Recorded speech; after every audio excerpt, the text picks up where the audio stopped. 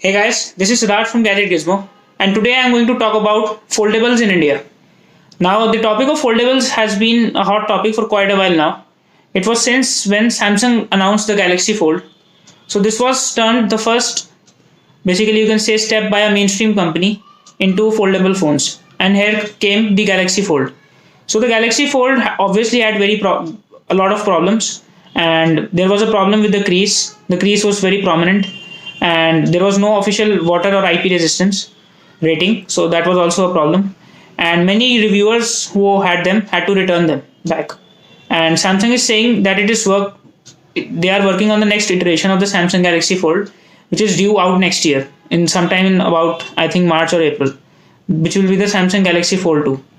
Now another thing with the Samsung Galaxy Fold was that it was priced at around $2,500 or 1,65,000 rupees in India.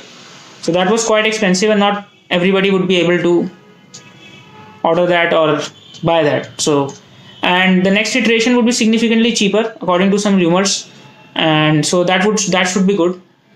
And another step in this direction has been the new Motorola Razr.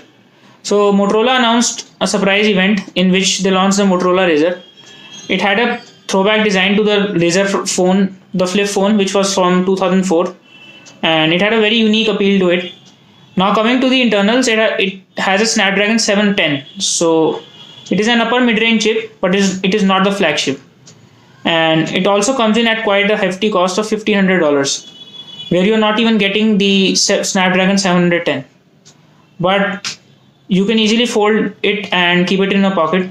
And the extended display was found surprisingly good by many people. Now Huawei also, which has been known to put quite a lot of money into their R&D spending, has also come up with the Huawei Mate X. So the Huawei Mate X is an even expensive smartphone coming at around $3,000, and I think it is available in China right now, but the global release is still awaited. And the design is quite different from the Samsung Galaxy Fold.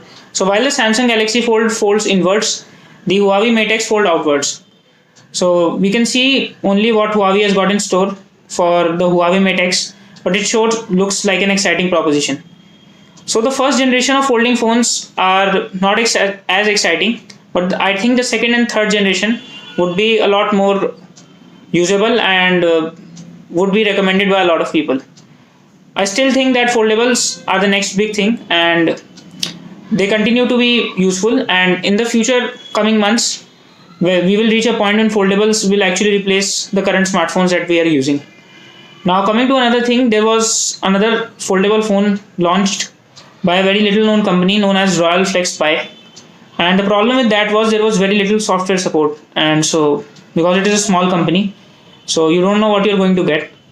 The problem with the foldables from even bigger manufacturers like Huawei, Samsung is that not many games and apps have been optimized for that display. So if developers come in and they can bring more apps into this, then it would be good. Now another speculation that has been floating around is that Apple is set to make its foldable phone.